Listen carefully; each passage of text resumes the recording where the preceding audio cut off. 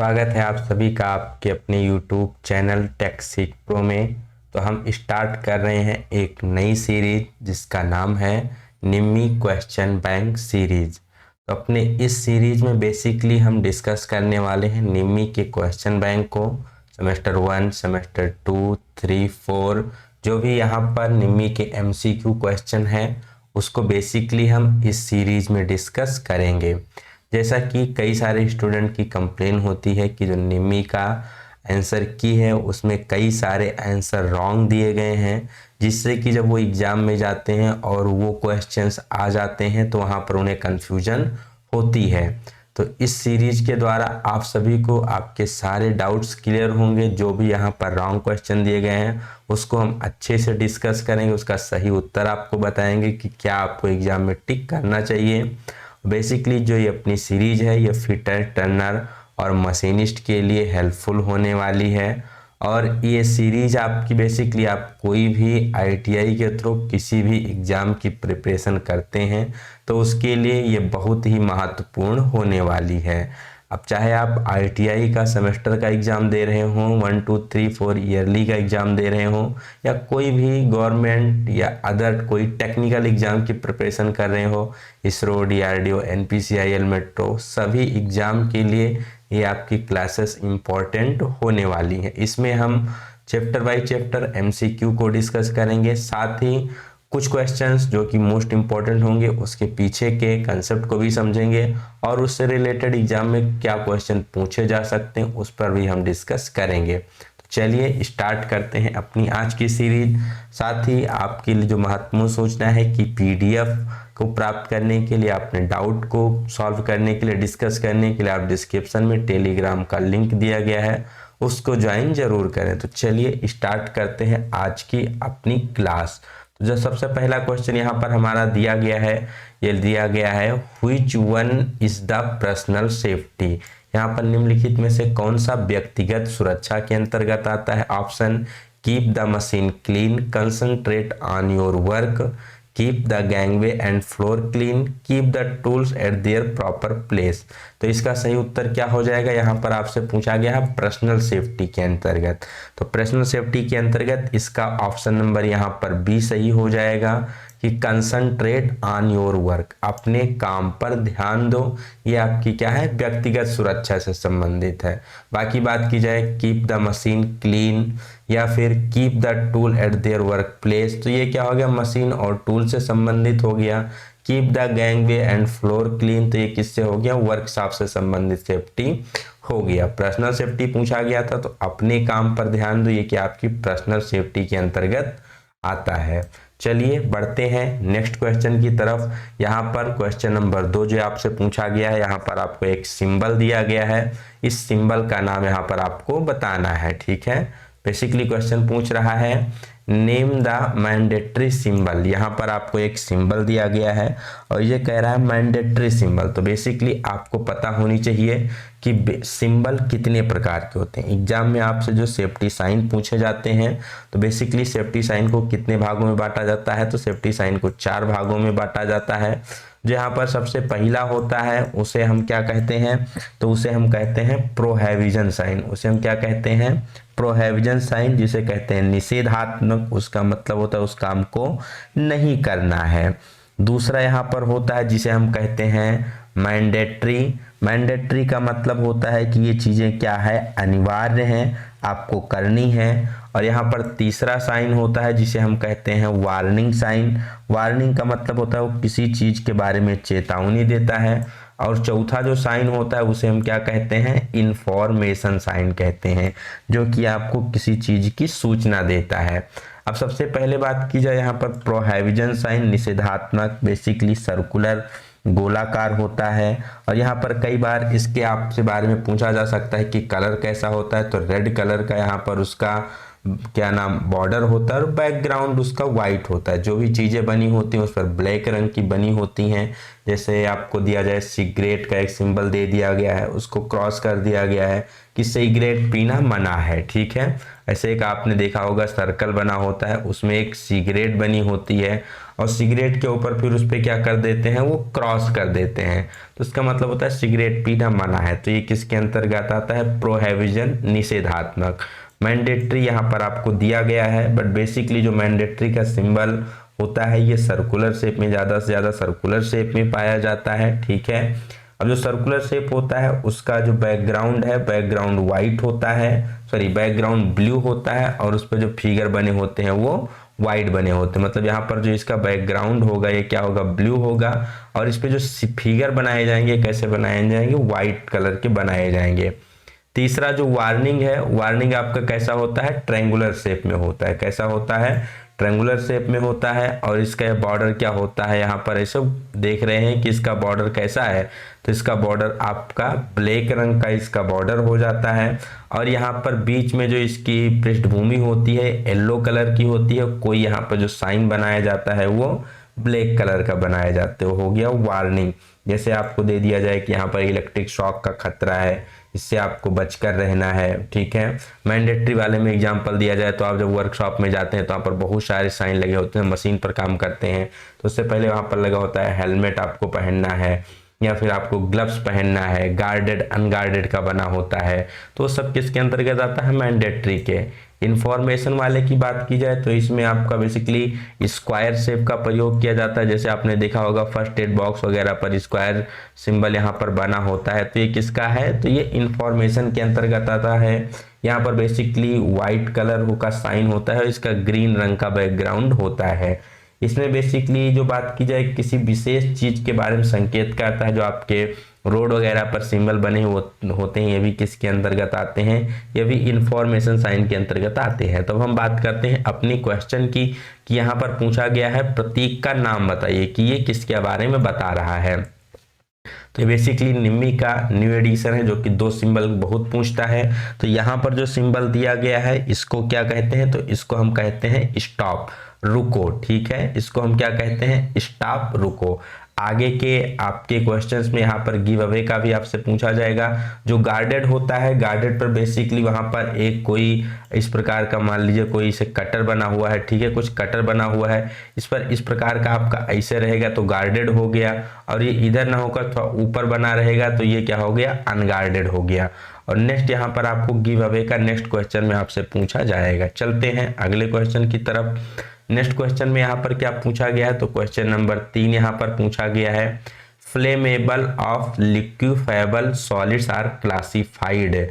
जो ज्वलनशील जो लिक्विड्स होती हैं, उस ठोस होती हैं, ज्वलनशील लिक्विडेबल ठोस को किस भाग में वर्गीकृत किया जाता है। जैसा कि आप सभी को पता है फायर को बेसिकली हम 4 भागों में बांटते हैं, ठीक है। फायर को कितने भागों में बांटते हैं, तो क्लास ए की फायर, क्लास बी की फायर, क्लास सी की फायर और क्लास डी की फायर। अब अगर यहाँ पर बात की जाए, ये पूछा गया है लिक्विफाइबल सॉलिड्स, तो पहले इस क्वेश्चन का आंसर दे देते हैं। जो लिक्विफाइबल सॉलिड्स होता है इसको हम क्लास बी के अंतर्गत रखते हैं। किसके अंतर्गत रखते हैं, क्लास बी के अंतर्गत इसको रखते हैं, ठीक है। अब चारों क्लास फायर की बात की जाए, सबसे पहले जो क्लास ए की फायर होती है इसके अंतर्गत वुड हो गया, कोल हो गया, क्लॉथ, चारकोल, लेदर या और जो सॉलिड मटेरियल आते हैं ये क्लास ए के अंतर्गत रखे जाते हैं, ठीक है। क्लास बी की फायर बात की जाए तो सबसे पहला आपका यहाँ पर कोई भी ऑयल हो गया, कोई भी लिक्विड हो गया या लिक्विफाइबल सॉलिड हो गया, मतलब अर्ध तरल वाले जो ठोस होते हैं उसको क्लास बी के अंतर्गत रखते हैं। क्लास सी के अंतर्गत बेसिकली गैस की जो फायर होती है, ठीक है, या लिक्विफाइड जो गैस होती है उसकी फायर क्लास सी में रखी जाती है। क्लास डी के अंतर्गत यहाँ पर बात की जाए तो इलेक्ट्रिक या मेटल की फायर रखी जाती है। ऐसा करते हैं ये क्वेश्चन भी आपको यहाँ पर क्लियर हो गया होगा। पढ़ते हैं अपने नेक्स्ट क्वेश्चन, क्वेश्चन नंबर 4 की तरफ। क्वेश्चन नंबर 4 में बेसिकली यहाँ पर क्या पूछा गया है, तो क्वेश्चन नंबर 4 में आपसे पूछा गया है what is the immediate life saving process. तत्काल जीवन रक्षक प्रक्रिया कौन सी है? तो जब कभी भी कहीं भी किसी वर्क प्लेस पर कोई दुर्घटना हो जाती है तो आप सभी को पता है तुरंत ही वहां पर पेशेंट को हॉस्पिटल शिफ्ट करना मुश्किल होता है। कई बार हॉस्पिटल दूर होता है आपका, जो एक्सीडेंट साइड होता है उससे, या फिर आपके डॉक्टर को तुरंत वहां पर ऑन द स्पॉट नहीं बुलाया जा सकता।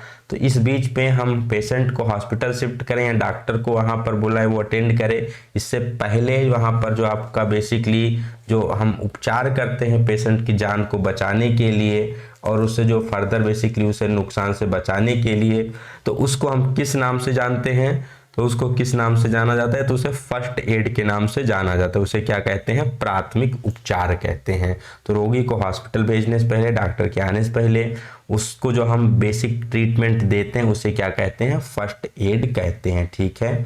और फर्स्ट एड के अंतर्गत मान लो किसी का कोई कट लग गया, कहीं कट गया है, तो उस पर हम क्या करेंगे? दबाव डालेंगे, उसको उस पर थोड़ा सा पट्टी वगैरह बांध देंगे। ठीक है। या मान लो और कोई केस हो गया जैसे सांस रुक गई है तो हम उसके मुंह वगैरह को क्लीन करेंगे और ट्राई करेंगे कि उसको सांस लेने लगे, उसे हम आर्टिफिशियल सांस बाहर से देंगे। तो बहुत सारी चीजें यहाँ पर फर्स्ट एड के अंतर्गत आती हैं। तो जो सबसे पहले लाइफ सेविंग प्रोसेस होती है उसे क्या कहते हैं? फर्स्ट एड कहते हैं। इसका जो मेन एम होता है वो होता है preserve life, promote further harm और प्रमोट रिकवरी।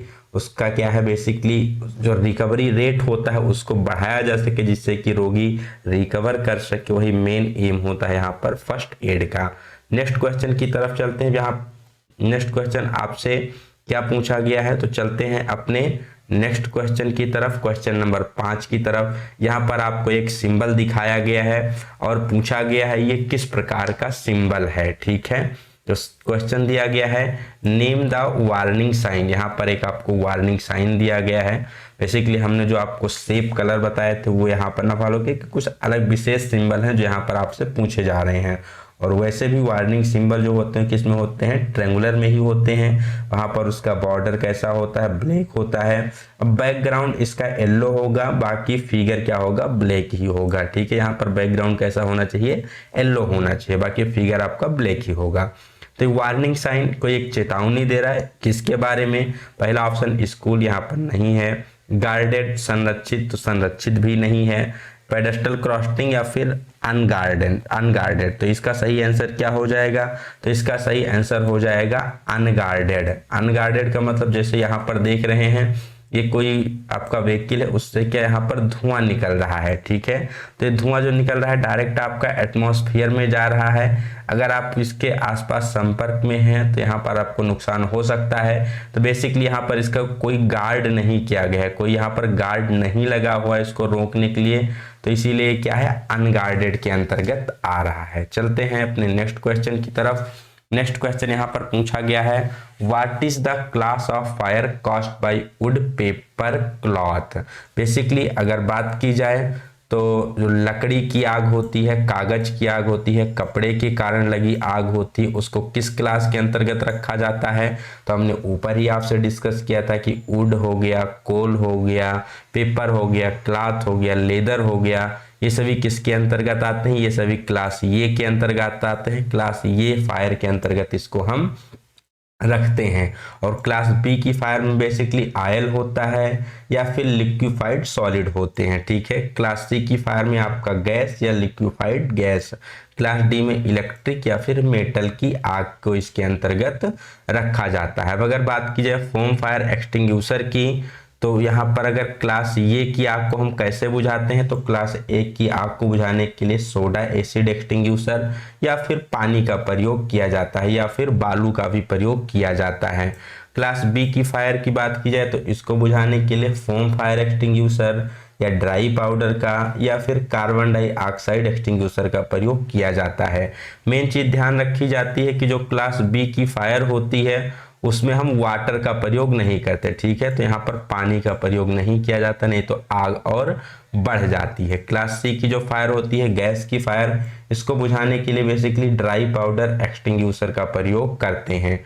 और जो क्लास डी की फायर होती है इसको एक्सटिंग्विश करने के लिए जो आपका मोस्ट फेमस है वो है कार्बन टेट्राक्लोराइड, जिसे आप ब्रोमोक्लोरोडाइफ्लोरोमेथेन या फिर हेलेन एक्सटिंग्विशर के नाम से जानते हैं। उसका प्रयोग किया जाता है। और क्लास डी की भी फायर में आपको ध्यान रखना है, यहाँ पर वाटर का प्रयोग नहीं करना है और ना ही फोम फायर एक्सटिंग्विशर का प्रयोग करना है। तो ये दोनों चीजें यहाँ पर प्रयोग नहीं करनी है, आपको ध्यान में रखना है। चलते हैं नेक्स्ट क्वेश्चन की तरफ। तो नेक्स्ट क्वेश्चन यहाँ बेसिकली आपसे पूछ लिया गया है किसके बारे में, तो यहाँ पर आपको एक्सटिंग्विशर के बारे में नेक्स्ट क्वेश्चन में पूछा गया है। और ये पूछा जा रहा है which fire extinguisher filled with carbon tetrachloride and bromochloro difluoromethane BCF, कौन सा ऐसा आपका अग्निशमक यंत्र होता है जिसमें कार्बन टेट्राक्लोराइड और ब्रोमोक्लोरो डाइफ्लोरोमेथेन, जिसे हम BCF कहते हैं, भरा होता है। तो ये किस में भरा होता है, ये आपका भरा होता है हेलेन एक्सटिंग्विशर। अभी हमने पिछले वाले क्वेश्चन में ही चर्चा किया था कि इसमें क्या भरा होता है, हेलेन एक्सटिंग्विशर में कार्बन टेट्राक्लोराइड और ब्रोमोक्लोरो डाइफ्लोरोमेथेन, इन दोनों का मिश्रण बेसिकली यहाँ पर भरा होता है, जिसे हम CTC या हेलेन एक्सटिंग्विशर के नाम से जानते हैं। और जो क्लास डी की फायर होती है, किसकी फायर होती है, क्लास डी की फायर होती है, उसके लिए इसका प्रयोग किया जाता है। ठीक है, आपका कार्बन डाइऑक्साइड का प्रयोग कहाँ करते हैं, तो कार्बन डाइऑक्साइड का जो मेन प्रयोग होता है ये आपका क्लास बी की फायर में किया जाता है और डी की फायर में भी करते हैं। फोम एक्सटिंग्विशर का प्रयोग कहाँ करते हैं, तो फोम फायर एक्सटिंग्विशर का प्रयोग किया जाता है क्लास बी फायर के लिए। और ड्राई पाउडर एक्सटिंग्विशर का प्रयोग कहाँ करते हैं, तो ड्राई पाउडर एक्सटिंग्विशर का प्रयोग करते हैं क्लास सी की फायर के लिए। एक क्वेश्चन यहाँ पर पूछा जाता है कि जो सभी एक्सटिंग्विशर होते हैं किस मटेरियल के बने होते हैं, तो बेसिकली ये सभी मटेरियल ब्रास के बने होते हैं। किसके बने होते हैं, ब्रास के, जिसे हिंदी में हम कहते हैं पीतल के। क्या कहते हैं, पीतल के बने होते हैं। ठीक है, चलते हैं नेक्स्ट क्वेश्चन की तरफ। हाँ, यहाँ पर एक क्वेश्चन आपसे और पूछा जा सकता है, अगर पूछा जाए कि जो फोम फायर एक्सटिंग्विशर होता है इसमें क्या भरा होता है, तो बेसिकली इसमें दो सेल होती है, एक आउटर सेल होती है, एक इनर सेल होती है, फिर दो डिब्बी होती है, एक आउटर कंटेनर, इनर कंटेनर। बाहर वाले कंटेनर में NaHCO3 भरा होता है और इनर कंटेनर में एल्युमिनियम डाई सल्फेट यहाँ पर भरा होता है, Al2SO4 का होल थ्राइस। एल्युमिनियम सल्फेट यहाँ पर बेसिकली भरा होता है। क्या भरा होता है, एल्युमिनियम सल्फेट। बाहरी वाले कंटेनर में NaHCO3 सोडियम हाइड्रा ऑक्साइड भरा होता है। ठीक है, तो इन दोनों को हम आपस में रिएक्शन करने के लिए क्या करते हैं, इसको उल्टा पटक देते हैं तो अंदर की शीशी टूट जाती है, जिसे कि रिएक्ट करके यहाँ पर गैस बाहर निकलती है। चलते हैं नेक्स्ट क्वेश्चन की तरफ।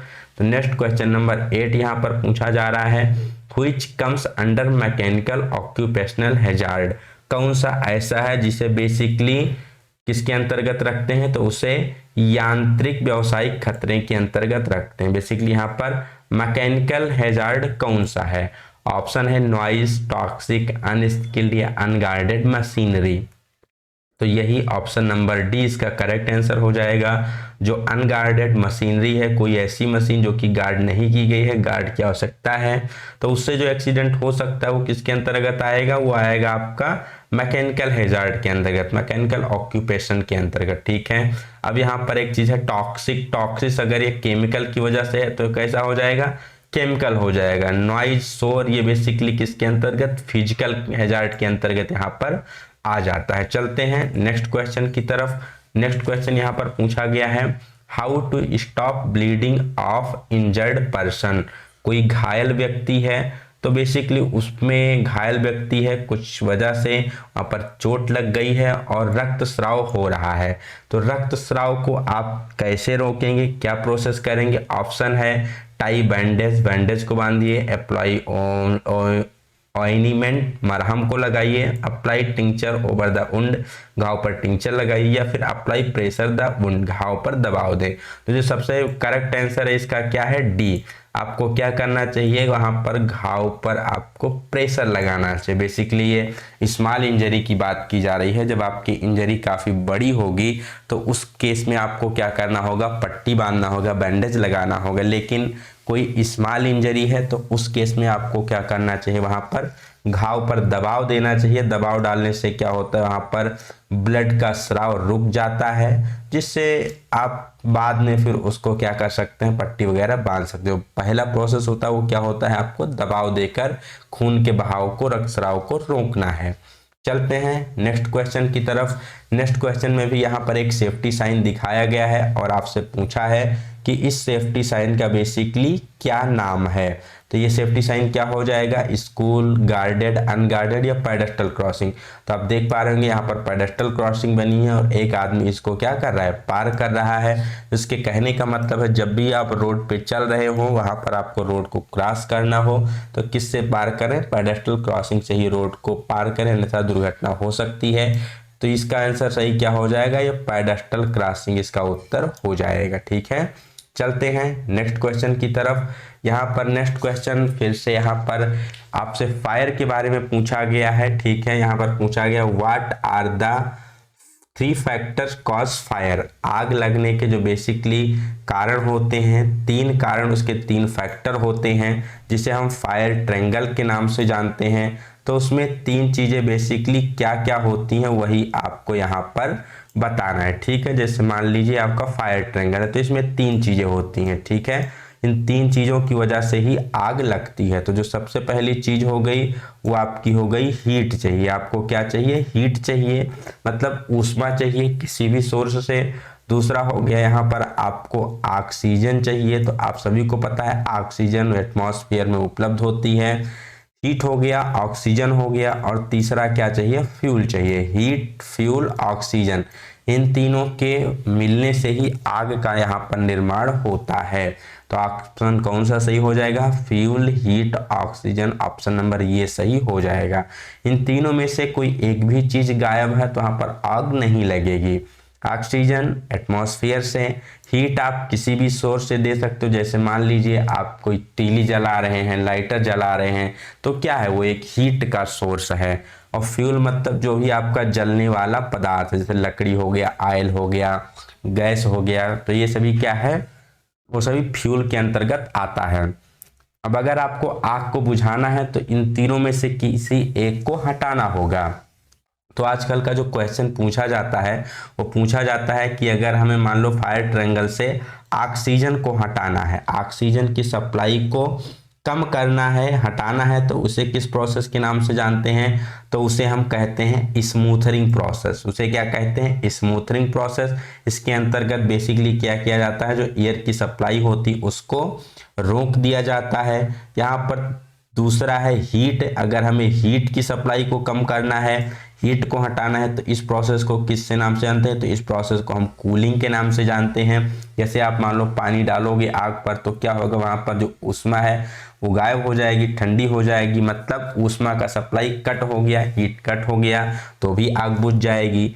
तीसरा यहाँ पर जो है वो है फ्यूल, फ्यूल की सप्लाई को बंद करना, मतलब जो भी जलने वाला पदार्थ है उसको वहां से हटाना, तो इसे क्या कहते हैं, तो इसे हम स्टार्विंग के नाम से जानते हैं। इसे किसके नाम से जानते हैं, स्टार्विंग। तो ये 3 प्रोसेस होती हैं। स्टार्विंग का मतलब हो गया फ्यूल को हटाना, स्मूथरिंग का मतलब हो गया ऑक्सीजन को हटाना, और कूलिंग का मतलब हो गया यहाँ पर हीट को हटाना। तो ये 3 चीजें आपसे एग्जाम में पूछी जाती हैं, तीनों के मिलने से ही आग लगती है।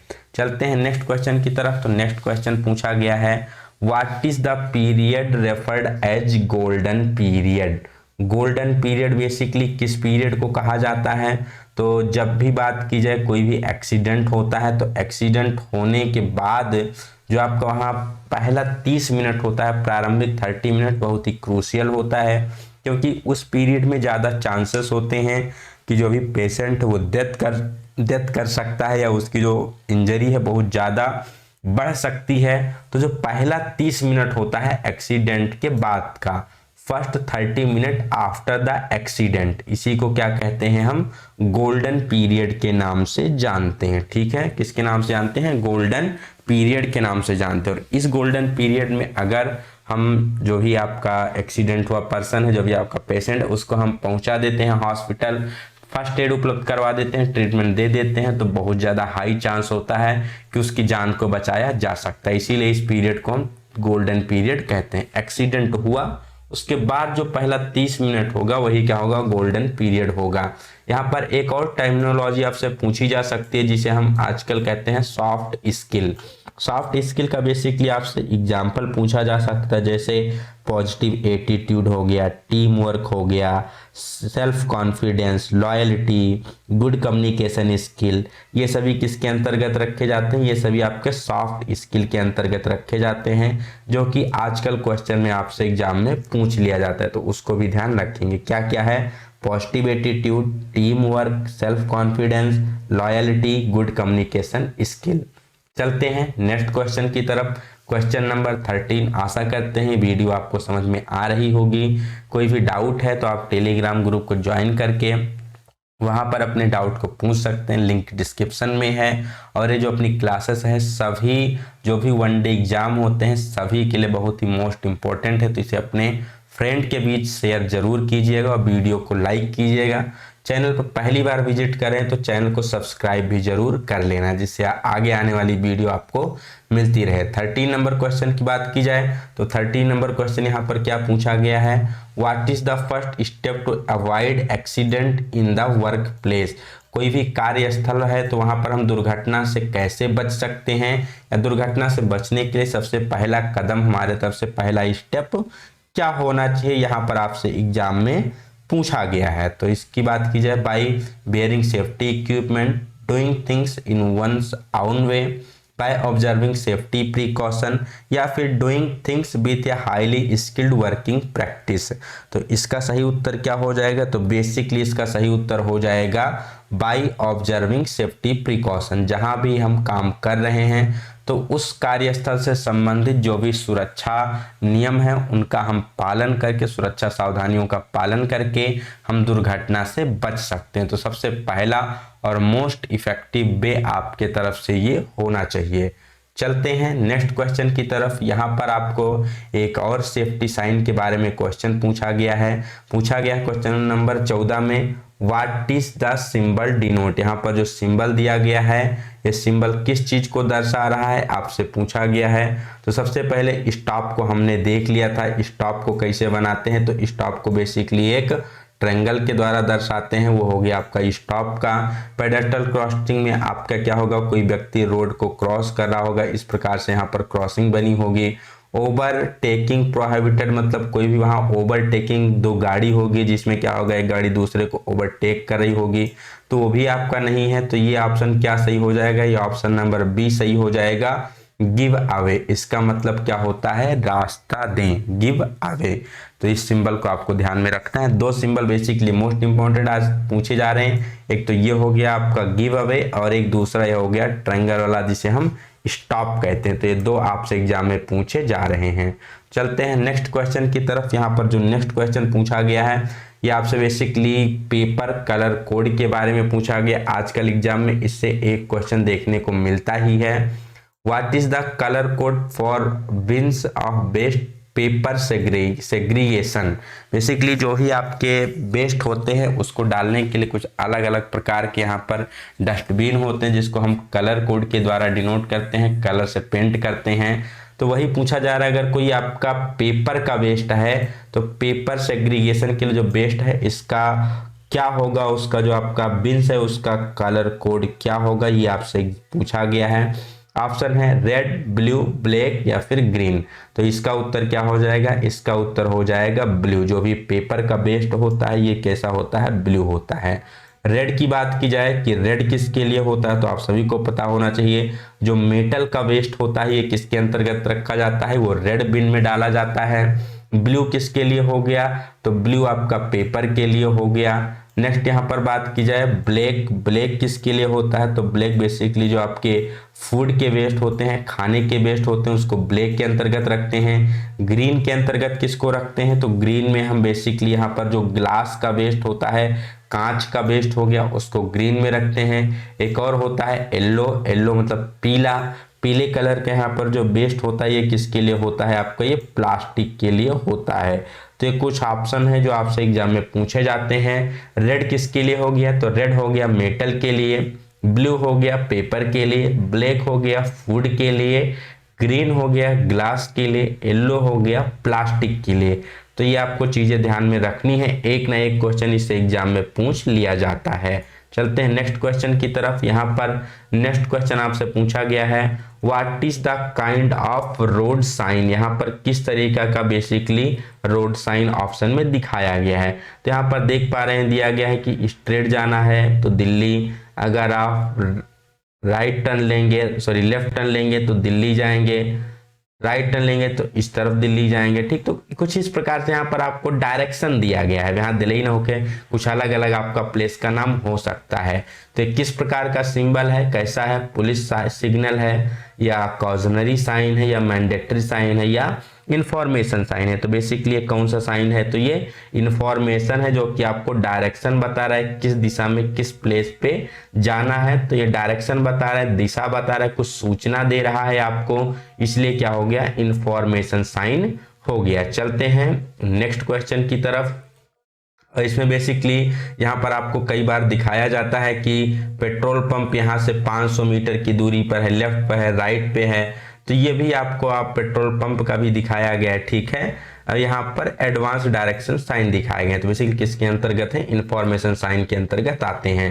नेक्स्ट क्वेश्चन 17 नंबर यहाँ से पूछा गया है, Which fire extinguisher is used for flammable and running liquid fire। Basically यहाँ पर पूछा गया है कि ज्वलनशील और बहने वाले तरल, आपको ध्यान क्या रखना है, तरल आग के लिए किस अग्निशामक यंत्र का उपयोग किया जाता है। तो आपका जो भी लिक्विड है या फिर आप कह लीजिए जो आपका लिक्विफेबल सॉलिड है, तो उसके लिए किसका प्रयोग किया जाएगा। तो बेसिकली एक क्लास बी की फायर है। क्लास बी की फायर के लिए हम सभी में डिस्कस किया था, अगर डेडिकेटेड की बात की जाए तो हो जाएगा फोम फायर एक्सटिंग्यूशर या फोम एक्सटिंग्यूशर आप कह सकते हैं। ठीक है, तो जो भी क्लास ए की फायर है, वुड क्लॉथ पेपर, उसकी फायर के लिए हम सोडा एसिड एक्सटिंग्यूशर का प्रयोग करेंगे। क्लास बी की फायर जो कि आपकी ऑयल की हो गई, फ्लेमेबल लिक्विड की हो गई, उसके लिए किसका प्रयोग करेंगे, तो फोम एक्सटिंग्यूशर का प्रयोग करेंगे। तीसरा गैस का हो गया, गैस के लिए हम प्रयोग करेंगे बेसिकली ड्राई पाउडर एक्सटिंग्यूशर का। क्लास डी की फायर जिसे हम कहते हैं आपका बेसिकली इलेक्ट्रिक या मेटल की फायर, उसके लिए हेलेन एक्सटिंग्यूशर। और कार्बन डाइऑक्साइड एक्सटिंग्यूशर का प्रयोग बेसिकली आपका ये ऑलराउंडर होता है, इसे हम क्लास बी और क्लास बी डी दोनों में प्रयोग करते हैं। ठीक है, इसलिए कोई स्पेशल नहीं है। तो यहाँ पर जो आपसे स्पेशल पूछा गया था क्लास बी की फायर के लिए जो कि फ्लेमेबल रनिंग लिक्विड फायर है, तो उसके लिए फोम एक्सटिंग्यूशर का प्रयोग किया जाता है। नेक्स्ट क्वेश्चन की तरफ चलते हैं, what A denote in ABC of first aid. Basically first aid में बहुत सारे कंसेप्ट होते हैं, तो यहाँ पर एक प्रोसेस होती है जिसे हम ABC कहते हैं। अब ABC में ए का क्या मतलब है, ABC में ए का मतलब क्या है, तो वहां पर ए का बेसिकली मतलब होता है ईयरवे। ए का मतलब क्या होता है, ईयरवे होता है। और बी का मतलब होता है वहां पर ब्रीथिंग, और सी का मतलब होता है सर्कुलेशन। तो ABC आपसे फर्स्ट एड का क्वेश्चन पूछा जा सकता है कि ABC में ए का मतलब एयरवे हो गया, बी का मतलब ब्रीथिंग हो गया, सी का मतलब सर्कुलेशन हो गया।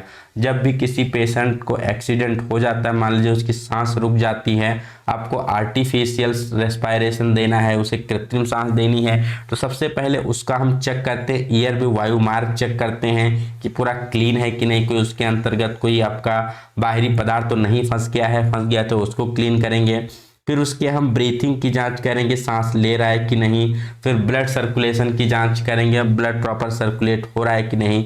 तो उसी को शॉर्ट फॉर्म में ABC कहा गया है, ये आपको ध्यान में यहाँ पर रखना है। और आर्टिफिशियल जब हम रिस्पायरेशन देते हैं तो यहाँ पर उसकी भी 3 मेथड होते हैं, जिसे हम सेफर मेथड, सिल्वेस्टर मेथड और लावोर्ड मेथड के नाम से जानते हैं। सेफर मेथड में हम रोगी को पेट के बल लिटाते हैं, सिल्वेस्टर मेथड में हम रोगी को पीठ के बल लिटाते हैं, लावोर्ड मेथड जिसे हम माउथ टू माउथ रिस्पायरेशन के नाम से जानते हैं। चलते हैं नेक्स्ट क्वेश्चन की तरफ। नेक्स्ट क्वेश्चन बेसिकली यहाँ पर आपसे क्या पूछा गया है, तो नेक्स्ट है, what is the process of breaking down the materials into organic compound can be used as manure. जैविक कंपाउंड में मटेरियल को तोड़ने की प्रक्रिया क्या है जिसे खाद के रूप में इस्तेमाल किया जा सकता है? तो इस ऑप्शन को क्या कहते हैं? तो इसे बेसिकली हम कंपोस्टिंग के नाम से जानते हैं। ठीक है, जो भी आपका जैविक कंपाउंड में मटेरियल्स को छोटे छोटे मतलब मटेरियल में तोड़ने, छोटे छोटे कंपाउंड्स के रूप में तोड़ना क्या कहलाता है? वो आपका कंपोस्टिंग कहलाता है। उसके अंतर्गत जैसे मान लो कोई भी आपको जो वेस्ट होते हैं इसको हम जाकर कहीं बाहर स्टोर कर देते हैं, काफी लंबे समय बाद क्या होते हैं, छोटे छोटे अपने कंपाउंड्स के रूप में टूट जाते हैं, छोटे छोटे टुकड़ों के रूप में। तो उससे क्या निर्माण होता है? खाद का वहां पर निर्माण होता है। ठीक है, चलते हैं बेसिकली अपने नेक्स्ट क्वेश्चन की तरफ। नेक्स्ट क्वेश्चन हमारा पूछा गया है what is the colour code for plastic waste bin. हमने आपको अभी पिछले क्वेश्चन में सारे जितने भी यहाँ पर आपके बिन के कलर कोड थे सभी के बारे में बताया था। हमने आपको बताया था कि रेड किसके लिए प्रयोग किया जाता है? तो रेड प्रयोग किया जाता है मेटल के लिए। ब्लू किसके लिए प्रयोग किया जाता है? तो ब्लू प्रयोग किया जाता है पेपर के लिए। ग्रीन किसके लिए प्रयोग किया जाता है? तो ग्रीन प्रयोग किया जाता है ग्लास के लिए। तो ऑप्शन क्या बचा आपके पास? ऑप्शन एक ही बचा, येलो। येलो मतलब पीला किसके लिए प्रयोग किया जाता है? तो ये प्रयोग किया जाता है प्लास्टिक के लिए। और एक जो आपका छूट गया वो हो गया ब्लैक। ब्लैक किसके लिए प्रयोग किया जाएगा? तो अगर आपका ब्लैक है तो ये प्रयोग किया जाएगा फूड वेस्ट के लिए, जो भी खाने का वेस्ट है उसके लिए बेसिकली किसका प्रयोग किया जाएगा? येलो का प्रयोग किया जाएगा। बेसिकली ये आपके आज के क्वेश्चन थे जो कि 20 क्वेश्चन यहाँ पर सेफ्टी के थे जिसको हमने डिस्कस किया। ठीक है, और बेसिकली हमने ट्राई किया जितने भी आपका सेफ्टी से रिलेटेड क्वेश्चन है उसको एक्स्ट्रा इसमें डिस्कस कर लिया जाए। बाकी यहाँ पर जो और कोई चीज़ आपसे पूछी जाती है वो आपसे पूछा जाता है सेफ्टी में आपसे। अगर और एक्स्ट्रा क्वेश्चन की बात की जाए तो सेफ्टी से आपके कई बार पूछा जाता है कि पीपीई का फुल फॉर्म क्या होता है?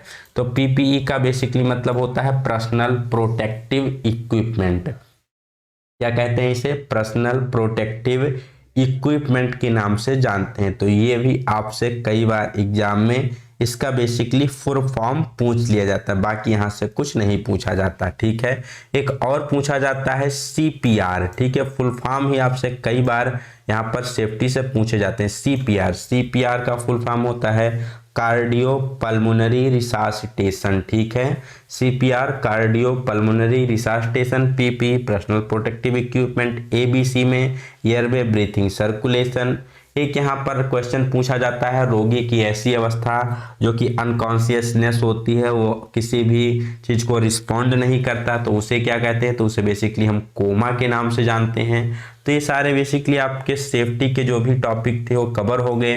अब एक ही टॉपिक जो यहाँ पर क्वेश्चन नहीं है वो है यहाँ पर आपका 5S। आप सभी को पता है जो 5S कंसेप्ट है ये कहाँ से? जापान से लिया गया है। इसका मेन उद्देश्य क्या होता है? तो ये किसी भी आपका वर्क प्लेस हो गया, कोई भी इंडस्ट्री हो गई, वहाँ पर वेस्ट को कम करते हुए प्रोडक्शन को बढ़ाना ही इसका 5S का मतलब होता है। इसमें 5 शब्द होते हैं, जैसे कहते हैं सेरी, सेशन, सीसो, सेकेट्सु, सेट्सुके। सेरी का मतलब होता है शॉर्ट, छंटनी करना। सेशन का मतलब होता है सेट, क्रम में सेट करना। सीसो का मतलब होता है साइन, क्लीन रखना। सेटसुके का मतलब होता है सेकेट्सु का मतलब होता है स्टैंडर्ड मेंटेन करना। और सेटसुके का मतलब होता है सेल्फ डिसिप्लिन मेंटेन करना। तो ये थे सेफ्टी के मोस्ट इंपॉर्टेंट टॉपिक जो कि आपसे एग्जाम में पूछे जा सकते हैं। आशा करते हैं वीडियो आपको समझ में आई होगी। कोई भी डाउट है तो आप कमेंट सेक्शन में या टेलीग्राम ग्रुप को ज्वाइन करके वहां पर पूछ सकते हैं। ये अपनी जो वीडियो है सभी आईटीआई के सभी एग्जाम के लिए बहुत ही मोस्ट इम्पोर्टेंट है, तो आप लोग इसे पूरा देखिएगा और कोई डाउट होने पर कमेंट सेक्शन में टेलीग्राम पे अपने डाउट को पूछ सकते हैं। फ्रेंड के बीच शेयर जरूर करना। पहली बार चैनल पर विजिट कर रहे हैं तो यहाँ पर चैनल को लाइक जरूर करिएगा। ठीक है, चैनल को आप लोग लाइक करना, कमेंट करना मत भूलना और इस वीडियो को अपने फ्रेंड के बीच शेयर जरूर करना, जिससे कि आप सभी को इसका बेनिफिट मिल सके और सभी आईटीआई एग्जाम के लिए बेसिकली अपनी रामबाण क्लास चल रही है। मिलते हैं नेक्स्ट पार्ट में इसके। Till then have a good day, best of luck, bye bye.